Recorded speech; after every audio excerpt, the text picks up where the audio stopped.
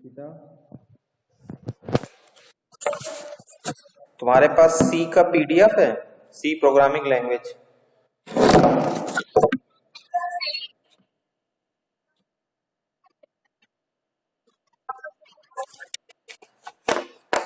ठीक है, मुझे भी व्हाट्सएप कर दो। ठीक है।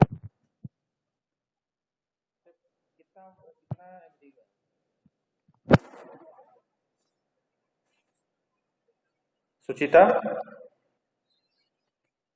सुचिता, साइज क्या है?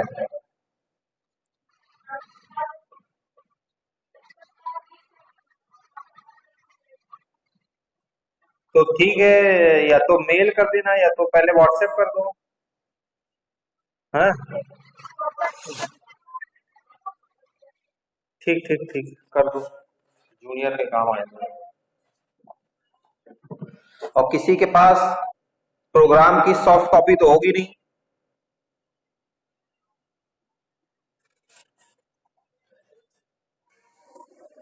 जो लास्ट ईयर थे।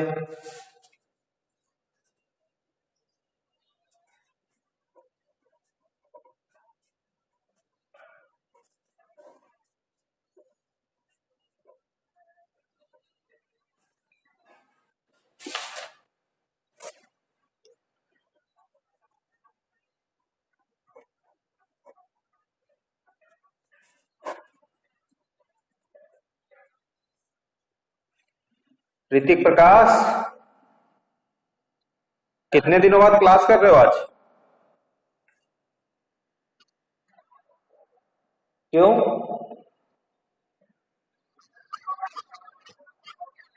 अरे तो ठीक है, मोबाइल में प्रॉब्लम थी, नया खरीद लेते। जब बनवा के ही काम करोगे? हैं? सारी क्लासेस जो है निकल गई, इंपॉर्टेंट इंपॉर्टेंट। चलो फिलहाल तो अभी ट्यूट 4 जमा करो, ट्यूट शीट 3 तो आपने जमा की नहीं है मुझे लग रहा है।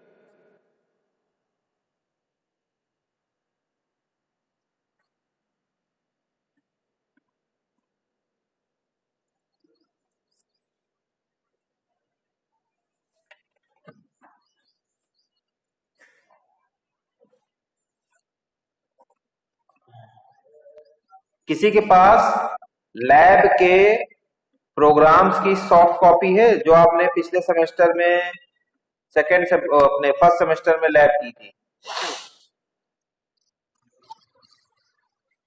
फर्स्ट सेमेस्टर है ना? अगर प्रोग्राम की सॉफ्ट कॉपी हो तो एक बार देख लेना, तो मुझे दे देना। मिल जा मुझे, मतलब उसमें बहुत दिक्कत नहीं है, लेकिन ये कि एक बार सामने रहेगा तो आसानी से समझाने में चीजें आसान रहेंगी। ठीक है राज? हम्म।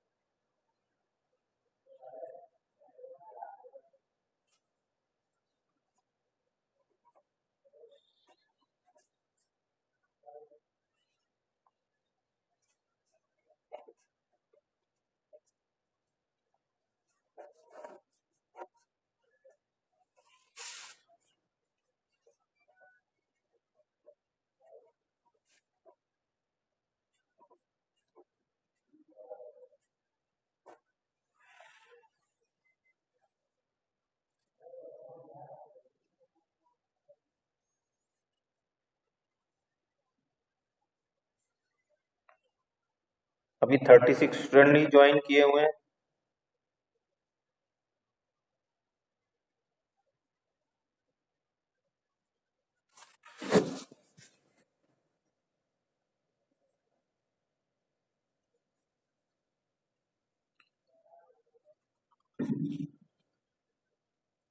ये देख पा रहे हैं? स्क्रीन दिख रही है? ये विजिबल है? क्लियर है? क्लियर है?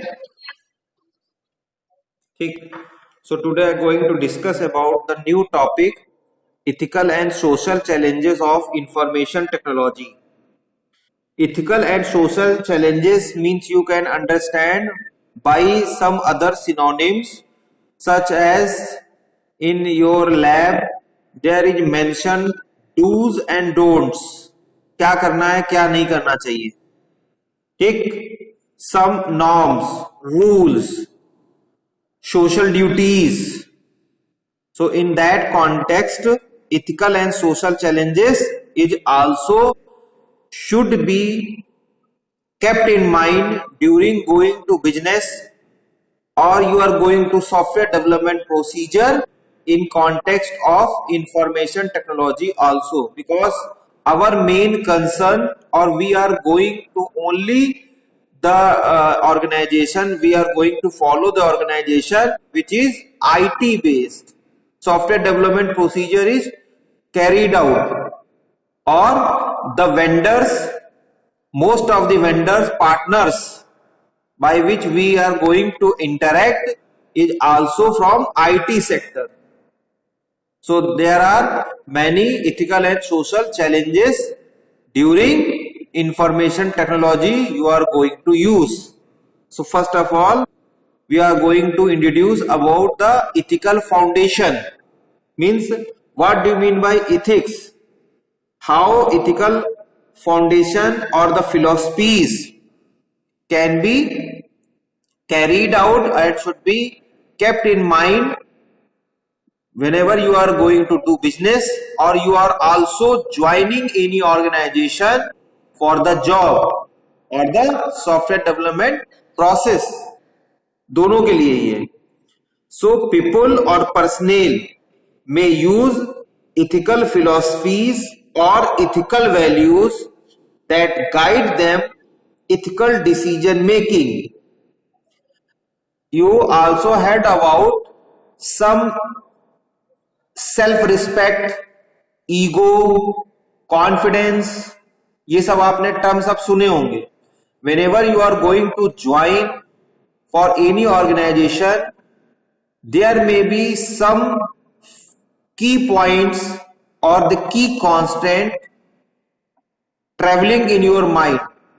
जैसे कभी भी आप ज्वाइन करते हैं तो जैसे सैलरी की बात होगी, जहां पे सैलरी निगोशिएशन की बात होगी, तो हर एम्प्लॉय, हर पर्सनल के मन में रहता है कि वो इस अमाउंट को एक्सपेक्ट करता है फ्रॉम एनी ऑर्गेनाइजेशन. और जब भी आप बात करते हैं ज्वाइनिंग से पहले कॉन्ट्रैक्ट साइन होता है या कोई भी नेगोशिएशन होता है, तो वो एक अमाउंट है, वहां तक आप जरूर बार्गेनिंग करते हैं. Salary negotiation is a crucial process. ठीक है, कभी कभी ये आपकी एक्सपेक्टेशन तक आपको मिल भी जाता है, कभी कभी आपको कंप्रोमाइज भी करना पड़ता है as per the condition of your family, of your background.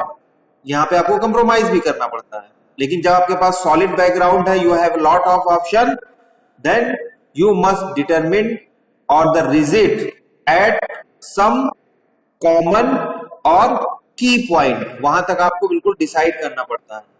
These are known as sometimes self respect, self motivation factor and sometimes also known as your poor condition. जब आप कंप्रोमाइज करना शुरू कर देते हैं. इसी तरह से डिफरेंट मोटिवेशन फैक्टर्स होते हैं. कुछ लोग कहीं भी जॉब करते हैं, काम करते हैं, तो वो अपने टास्क के, जॉब के अगेंस्ट काफी लॉयल होते हैं. And there are small number of peoples और some limited numbers of personal are there which is irresponsible of their job और देयर टास्क. वो टाइमली काम नहीं करेंगे, काम करेंगे तो 2 बार 4 बार डांट सुन करके काम करेंगे, है ना. मतलब वही वाली कहावत है कि मार भी खाएंगे और काम भी करेंगे. लेकिन कुछ लोग क्या होते हैं, सेल्फ मोटिवेटेड होते हैं, अपना काम टाइम टू टाइम करते रहते हैं, अपना सब कुछ प्रॉपरली मैनेज करते रहते हैं. किसी भी तरह की कोई प्रॉब्लम आती है तब भी वो उसको हैंडल कर लेते हैं.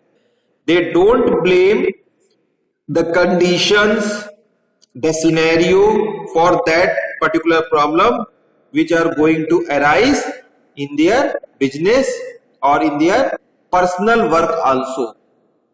So there are different philosophies which must be arises and definitely arises for any personnel, और पर्सनल वो किसी टाइप का हो, वो मैन पावर आपका एम्प्लॉय हो या एम्प्लॉयर हो, दोनों के मन में कुछ फिलोसफीज, कुछ इथिक्स रहते हैं.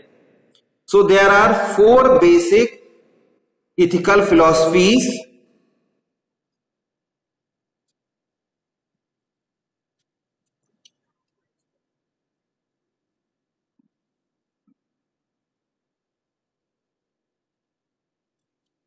First one is egoism.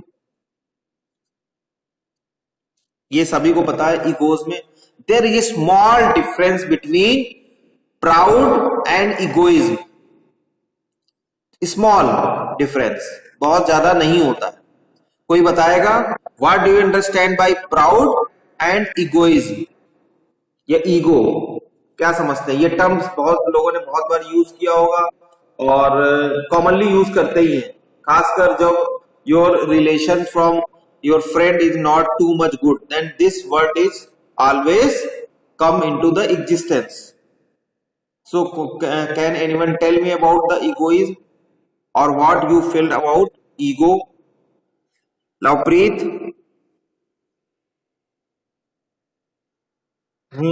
Egoism या ईगो से क्या समझते हैं?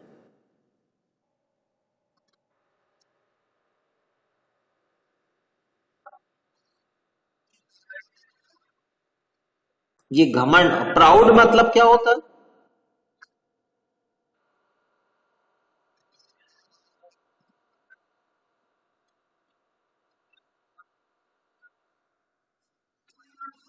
कौन?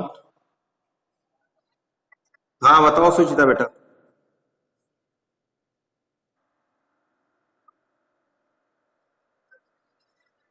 ये तो बिल्कुल सही, आपने बहुत सही बिल्कुल डिफरेंशिएट किया है. Very very appreciating. बिल्कुल सही कह रहे हैं. एंड देयर इज आल्सो, क्या नाम है Lovepreet, slight difference between proud और जो आप जिसको आप घमंड की बात कर रहे हैं. Proud is also, you can say that, self confidence. ठीक है, मुझे अपने आप पे प्राउड है, यानी अगर जहां तक ये मेरा कॉन्फिडेंस है तब तो वो पॉजिटिव है. द घमंड इज निगेटिव प्राउड एंड जो है confidence is positive proud. Proud को आप दो पार्ट में, दो जो है कैटेगरी में बाइफरकेट कर सकते हैं. ईगो की जहां की बात होती है, ego is also you can synonyms as self respect. ठीक, ईगो भी निगेटिव और पॉजिटिव होती है. ये हमारी ईगो की बात है कि जैसे आप एज ए स्टूडेंट क्लास कर रहे हैं तो मैं किसी भी पॉइंट में कहीं भी आपको टोकू नहीं, कहीं भी मुझे आपको चेक ना करना पड़े, वार्न ना करना पड़े. अगर मैंने आपको वार्न कर दिया मीन्स ये आपके ईगो को हर्ट कर रहा है, because you are not ready to listen any word from other side. और ये तब तक होगा, इसको मेंटेन करना भी आपके ही हाथ में है. अपना काम टाइमली करते रहिए. समझ रहे हैं? जहां हमने आपको टोका, यानी आपको लगा कि ये तो अब हमारे साथ गड़बड़ हो गया, तो इसको दूसरी तरीके से रिएक्ट ना करके, इसको निगेटिव रिएक्ट ना करके, इसको बिल्कुल बाउंस बैक करना है by your work, not with your words. Argument से नहीं करना होता है. तो ईगो वो एक स्लाइट पॉइंट होता है जो कि कहीं ना कहीं आपके सेल्फ रिस्पेक्ट को चोट पहुंचाता है. या you are also aware about that what is best for you. और अगर वहां जहां कहीं भी थोड़ा बहुत भी कंप्रोमाइज करने की बात होती है तो आपको थोड़ी तकलीफ होती है. समझ रहे हैं? Egoism you also can say that कि जहां आप एक्सपेक्ट करते हैं कि you should always stand first in your class in every area, चाहे ट्यूट सीट सबमिशन की बात हो, चाहे मार्क्स कहीं पे भी आपको अचीव करने की बात हो, कहीं रिस्पॉन्ड करने की बात हो, क्लास में जहां रिस्पॉन्स करना है वहां की बात हो, वो हर जगह होना चाहिए. तो अगर वहां से आप कंप्रोमाइज कर रहे हैं या वो आपके अकॉर्डिंग नहीं है, यानी वो कहीं ना कहीं आपको चोट पहुंचा रहा है. बहुत सारे लोगों के पास तो ईगो होता ही नहीं, ठीक है, वहां उनके पास निगेटिव ईगोज ज्यादा होते हैं। मतलब इफ अगर उनको किसी भी उनके जो है, चाहे फ्रेंड हो, चाहे कोई और हो, चाहे उनके बॉस हो, कोई भी हो, टीचर भी हो, उसने अगर ये टोक दिया तो उन्हें बड़ी तकलीफ होती है कि हमारी तो इंसल्ट हो गई। लेकिन ये नहीं सोचेंगे वो by exchanging the words against जो कि उन्होंने रिसीव किए हैं, वो काम से उसको रिस्पॉन्ड करें, तो ये निगेटिव हो जाता है। ईगो जो है वो खराब नहीं है, खराब होता है हमेशा उसको रिस्पॉन्ड करना, उसको रिस्पॉन्स किस तरह से कर रहे हैं, समझ रहे हैं। हर पर्सन ये सोचता है, हर पर्सन के पास ये जब काम करने जाता है तो वो सोचता है कि मैं कभी भी ऐसा कोई काम ना करूं जिससे मुझे अपने कलीग्स के सामने कुछ सुनना पड़े, अपने सीनियर्स से। लेकिन उसका ये मतलब है कि आपको अपने काम से अपने इस ईगो को जस्टिफाई करना। ईगो होना, प्राउड करना is not bad, it is very good, it is very good sign, it shows your confidence. But negative वहां हो जाता है जहां आप काम की जगह अपने शब्दों से, अपने जो आप वर्ड एक्सचेंजिंग आपकी कैपेसिटी है उसको ज्यादा यूज करने लगते हैं। So this directly shows what is best for a given individual is right, क्या सही है उसके लिए। Second one is Kushagra, late join क्यों किया बेटे? कुशाग्र, हाँ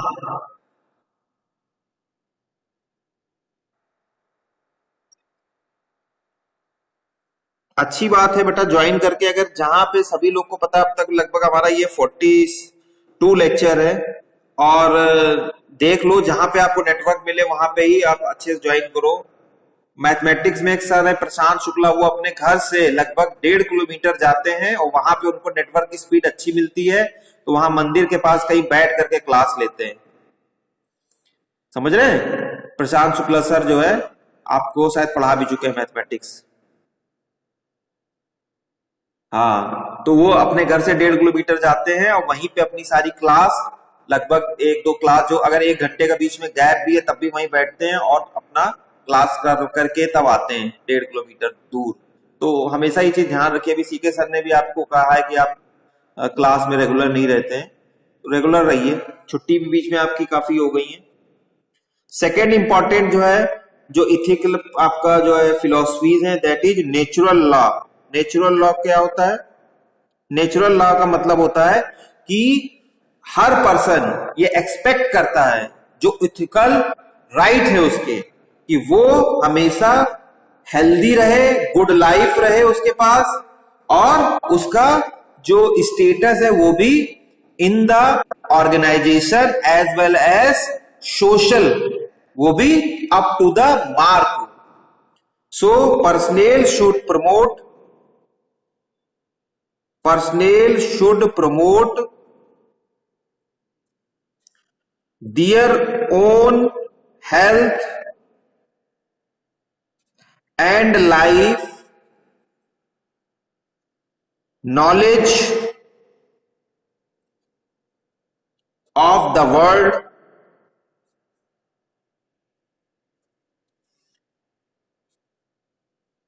close relationship,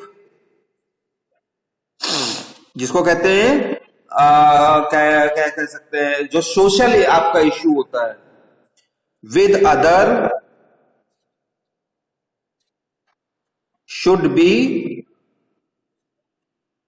up to mark.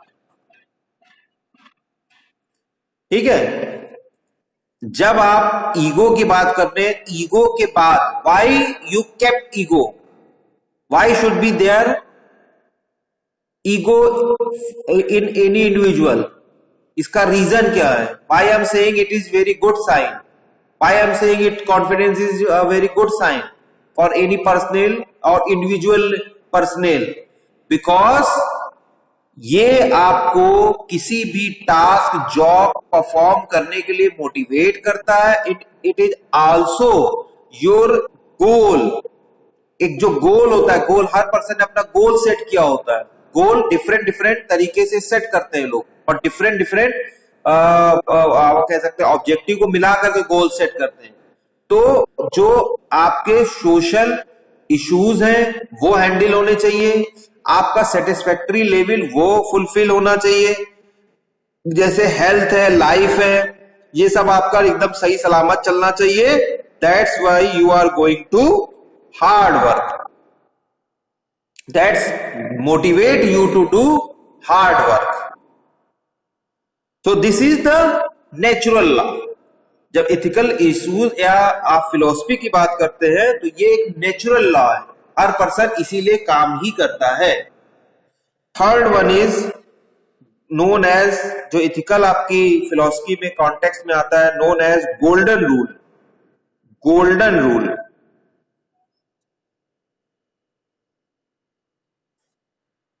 means those actions are right that pursue the greatest good for greatest number of people. Means first of all, those actions are right, RIGST, that pursue the greatest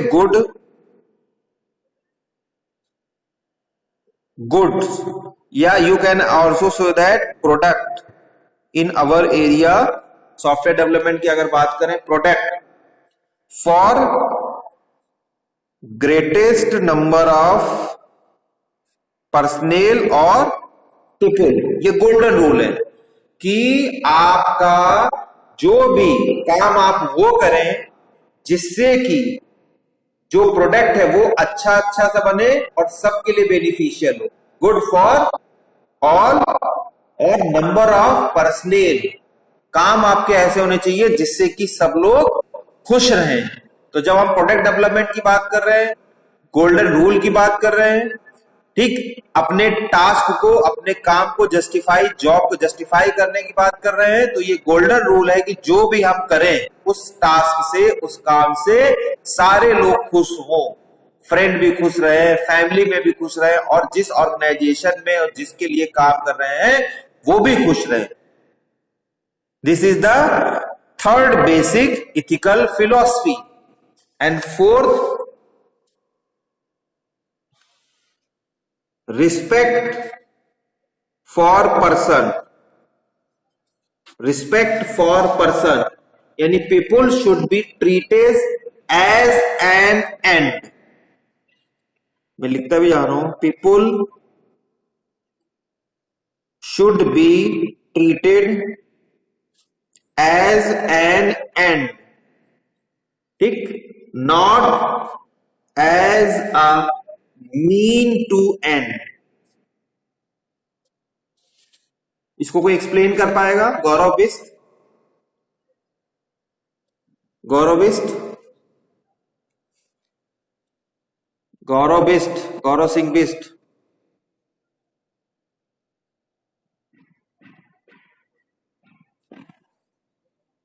join तो किया इन्होंने, कहां चले गए?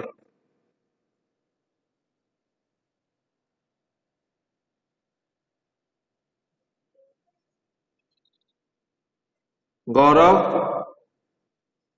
दोबारा से join करो बेटा। हर्ष अग्रवाल,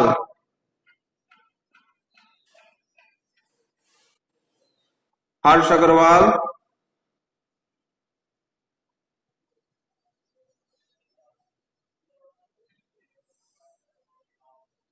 ना बोल के आप क्या प्रूफ कर रहे हो? हर्ष अग्रवाल, रीज्वाइन योरसेल्फ।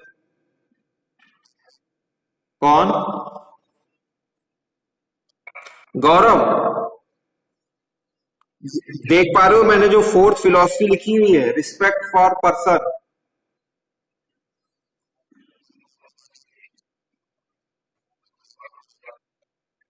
नहीं, आप देखिए, people should be treated as an end, not as a mean to and.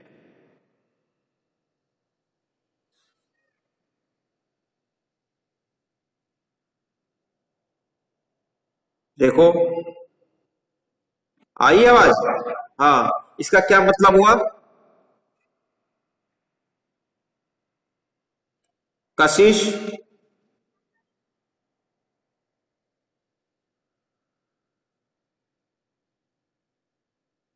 बताओ बेटा, इसका क्या मतलब हुआ?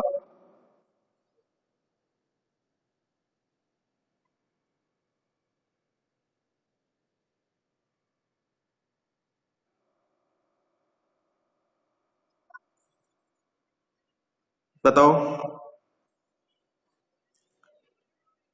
इसका क्या मतलब हुआ?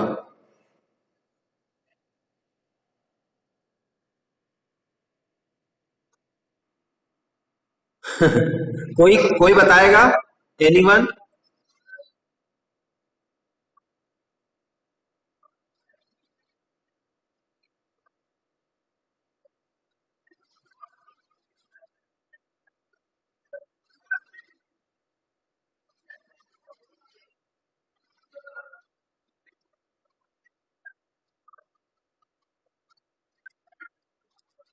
Very good Abhit, very good, very good, बहुत अच्छा। बहुत अच्छे से समझा आपने। कशिश, इसका मतलब ये है कि जब whenever we are going to work for any organization, so organization should never take as a medium or source to fulfill or acquire their original goal।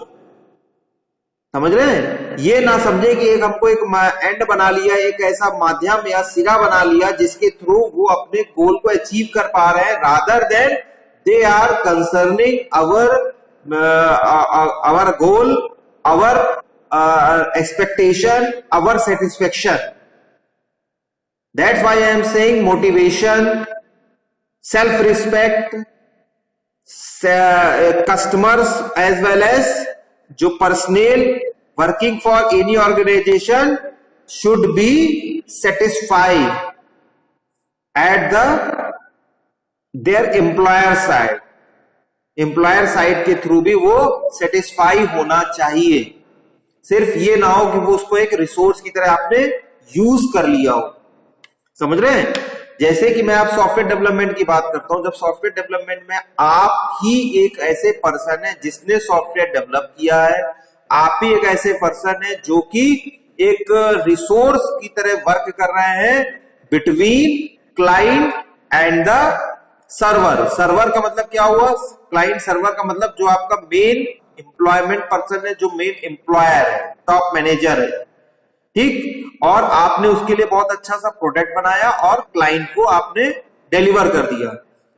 Manager ने या टॉप एग्जीक्यूटिव ऑफिसर्स ने अपना प्रॉफिट गेन कर लिया, but they didn't concern about their requirement. Their का मतलब personal, जो वो पर्सन की बात है जिसने वो प्रोडक्ट को डेवलप किया गया है, वो सॉफ्टवेयर इंजीनियर, वो database administrator, designer, programmer, tester, उनके बारे में नहीं सोचा गया, उनके इश्यूज को एड्रेस नहीं किया गया। तो ऐसा नहीं होना चाहिए। तो रिस्पेक्ट फॉर पर्सन, यहां पे जो बात हो रही है ये ऑर्गेनाइजेशन, ऑर्गेनाइजेशन की बात हो रही है। ऑर्गेनाइजेशन के लिए बात है कि अपने पर्सनल को जो है जब तक आप खुश नहीं रखेंगे, मोटिवेट नहीं करेंगे, तब तक वो लॉन्ग टर्म के लिए एसेट नहीं बन पाएंगे। That's why it is saying people should be treated as an end, मतलब रिसोर्स या एक सिरा या एक माध्यम।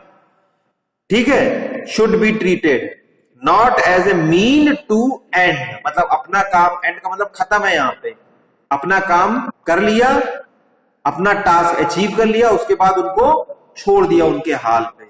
ऐसा नहीं होना चाहिए। These are the ethical philosophies in context of ethical foundation. तो ये चार मैंने आपको फिलॉसफी बताई है: egoism, nature law, golden rule और रिस्पेक्ट फॉर पर्सन। इसमें किसी को कोई भी कंफ्यूजन है तुरंत पूछ सकते हैं।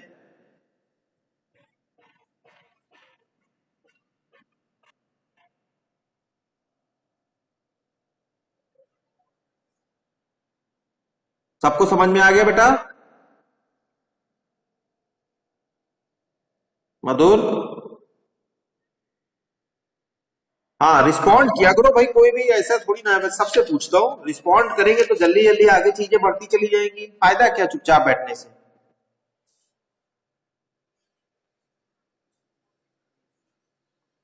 Okay, so whenever we are talking about the ethical philosophies, then come to the ethical value.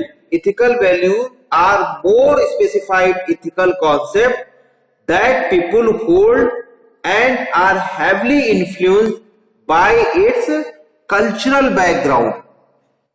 By its cultural background. Now come to the business ethics.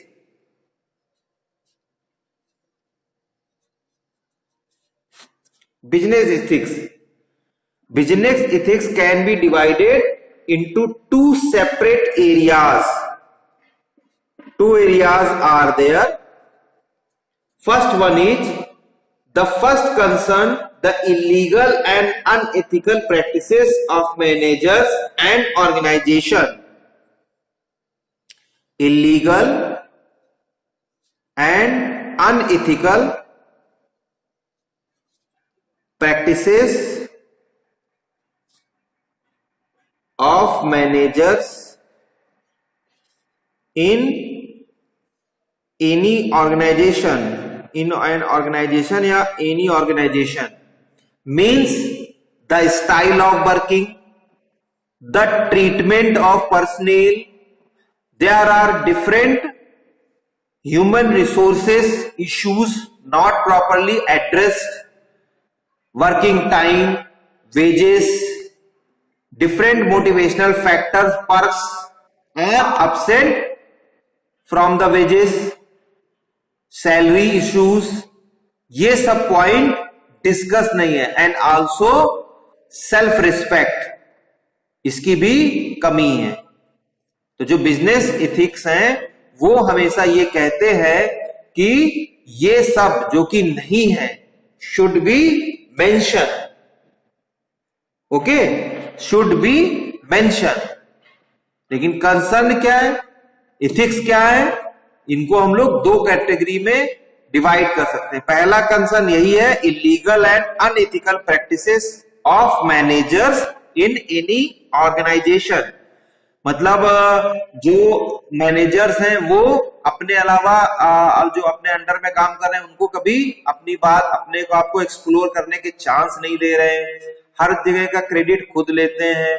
और डिफरेंट जो कि इश्यूज हैं, जो पर्सनल इश्यूज हैं, उनको आगे तक ले जाना it is also prime job of manager, वो भी नहीं काम करते। Actually manager is the middle man between you as employee and the top executive officer as an employer. तो if manager didn't done their work और वो issues को directly rectify नहीं कर पा रहे हैं या आगे तक फॉरवर्ड नहीं कर पा रहे हैं, तो this creates huge gap and also cause unsatisfactory for personnel of any organization. Understand the point, Suchita?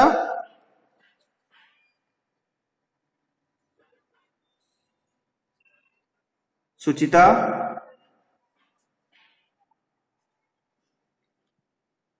आवाज आई, समझ में आया? The second concern with the numerous या बहुत सारे ethical question that manager must confront as part of their daily business. There are various theories so that manager can take ethical decision when confronted with the issues. So manager, second issue जो कहता है manager should follow different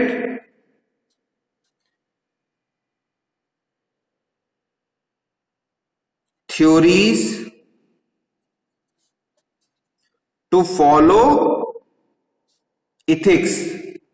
अब देखिए कौन कौन सी theory है। पहला, stock holder theory.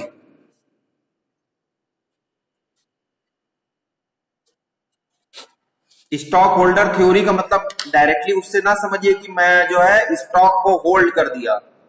Stock holder theory का मतलब हो गया, आप पहले इसको समझ कर लिख लीजिए या अपने मन में एक फ्रेज कहीं पे इसका बना लीजिए या इसकी मीनिंग कहीं आपके पास डेवलप हो जाए, तब इस कॉन्सेप्ट को आप समझ पाएंगे। जो मैंने अभी पहला इश्यू बताया कि manager is the middle man between you as a personal और the employee and the top executive officer और the employer. So stock holder का मतलब ये हुआ कि वो आपके इश्यूज को और जो पॉलिसीज हैं that is approved, the decision that is approved by the top manager is not implemented or reached up to you, वहां पे वो मैनेजर एज ए बैरियर का रोल प्ले करते हैं। तो ऐसा नहीं होना चाहिए। स्टॉक होल्डर का मतलब हो गया कि वो एज ए बफर की तरह काम कर रहे हैं कि इधर की बात इस बात वहां तक नहीं जा रही और वहां की जो गुड पॉलिसीज हैं, मोटिवेशनल पॉलिसीज है, वो यहां तक नहीं आ रही है, यानी ग्राउंड पे नहीं हो रही है। So this theory holds that manager have an ethical responsibility is to increase the profit of the business without violating the law or engaging in fraudulent practices। समझ रहे हैं? स्टॉक होल्डर का मतलब क्या हुआ कि प्रॉपरली काम करें for the growth of business, जो इश्यूज हैं वो प्रॉपरली रेक्टिफाई हो और जो पॉलिसीज है वो यहां तक पहुंचे और कुल मिलाकर के ऑर्गेनाइजेशन या बिजनेस की ग्रोथ के साथ साथ उसका प्रॉफिट भी इंक्रीज हो। When these issues and addresses should not reach up to the level and also the decision और the policies didn't reach to the ground और the personal, the long term goal can't be achieved, profit can't be achieved in respect of organizational main goal।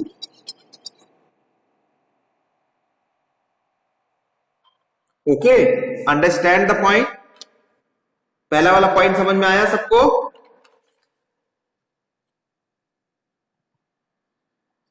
Second point, the social contract theory। Second point है social contract theory. This states that companies और the organisation for which you are working have ethical responsibility to all member और the personal of society which allow corporation to exist based on the social contract। must be social contract का मतलब हो गया environment, working environment, जिसमें wages, perks,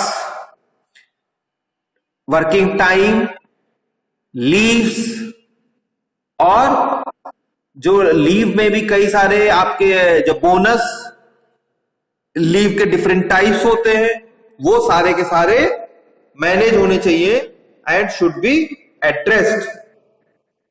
so social contract theory directly reflects the working environment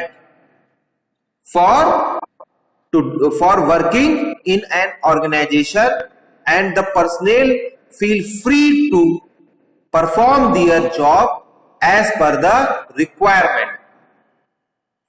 third C है the stakeholder, stakeholder theory। there is a difference between stockholder and stakeholder।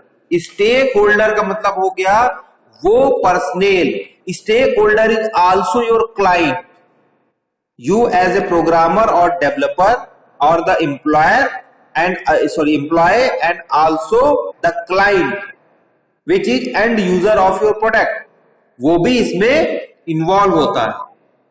so it maintains that managers have an ethical responsibility to manage a firm or any organization for the benefit of all। ठीक है, benefit for all its stakeholder, which are individual and groups that have a stake in or any organizational position or claim on that organization. Got the point? What do you mean by stakeholder? All of you aware about the stakeholder? Stake सब लोग जानते हैं भाई, response करते रहिए।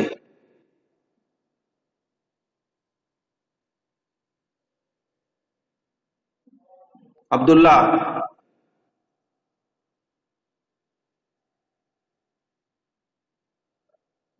Abdullah response करिए, बताइए जल्दी, स्टेक होल्डर का क्या मतलब है?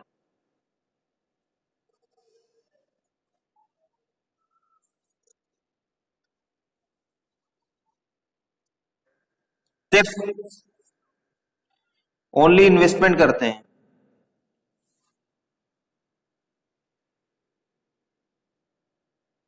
अभिनव,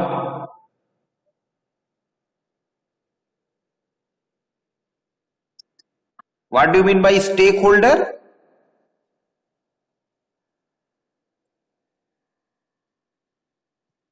yes,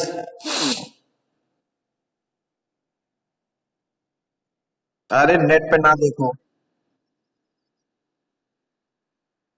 I already told you earlier, before we are going to discuss that particular theory, that each and every personnel associated that organization by any means is known as stakeholder. चाहे वो आपका client हो, चाहे वो आपका supplier हो, चाहे आपका पार्टनर हो, चाहे पर्सनेल हो, चाहे किसी ने शेयर खरीदे हो, ठीक है, वो सब स्टेक होल्डर है। कंपनी की ग्रोथ पे, कंपनी के लॉस पे उनका भी प्रॉफिट लॉस डिपेंड करता है। So stake holder theory says that managers should take initiative, do their best, do their job honestly, because all the stake of all stakeholders are in hand of the manager. अगर manager कोई गलत कदम उठाता है, business down हो जाता है, सब लोग, मैनेजर तो इफेक्ट होगा ही, अफेक्ट होगा ही, all stake holder must be affected. If manager do their job very good manner, तो कंपनी की ग्रोथ भी बढ़ेगी, ऑर्गेनाइजेशन की ग्रोथ भी बढ़ेगी, गुडविल बढ़ेगी, and all stake holder will be also beneficial. This is clearly जो है क्लियर कट थ्योरी है। अभी आपने एक मूवी पढ़ी थी, तो मूवी देखी थी, बाहुबली वाली जो मूवी आई थी, तो उसमें क्या हुआ था कि कंपनी, अगर बाहुबली मूवी ने 2000 करोड़ अर्न किए, गेन किए, तो सबको फायदा हुआ। उनकी प्राइज मनी के बाद भी उनको, जो कहते नहीं है, एक जो है कौन सा टर्म होता है, रॉयल्टी, वो अमाउंट शेयर किया जाता है, बोनस अमाउंट शेयर किया जाता है। तभी तो मेहनत से काम करते हैं। फीस के अलावा भी there are different perks they gain. That's why जो अंदर से स्पिरिट आती है वो बढ़ जाती है और वो 100% परफॉर्म करते हैं। Are all of you satisfied with that example in context of stake holder theory? हाँ, they didn't work only for the price money, समझ रहे हैं? ये अपने सिर्फ काम के पैसे नहीं लेते, फीस से उन्हें मतलब नहीं होता है, उसके परफॉर्मेंस अप्रेजल से भी उनका मेन मतलब होता है। क्योंकि अगर वो कोई भी मूवी, कोई भी प्रोडक्ट अगर आपका बनेगा, लॉन्च होगा, वो सक्सेस होगा, तो एज ए रॉयल्टी भी आपको भी कुछ ना कुछ मिलता चलता चला जाएगा और आपका भी जो वर्क है वो रिकॉग्नाइज होगा। समझ रहे हैं? तो स्टेक है होल्डर थ्योरी स्टेट्स दैट। क्या सरप्राइज टेस्ट आ गया आप लोग के पास?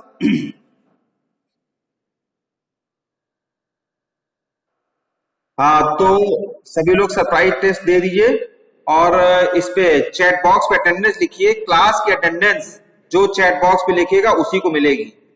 बहुत अच्छे से समझ लीजिए। नेक्स्ट टॉपिक हम लोग आगे के लेक्चर में डिस्कस करेंगे। जिनकी अटेंडेंस यहां पे रहेगी चैट बॉक्स में, उन्हीं को अटेंडेंस मिलेगी।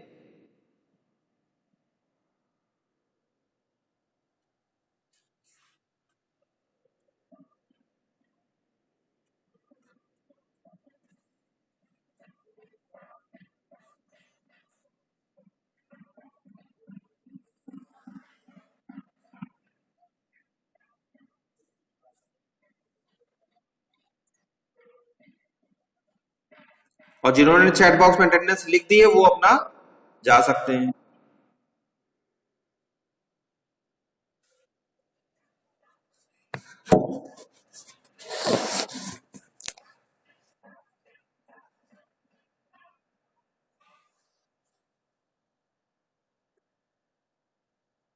सभी ने लिख दी है?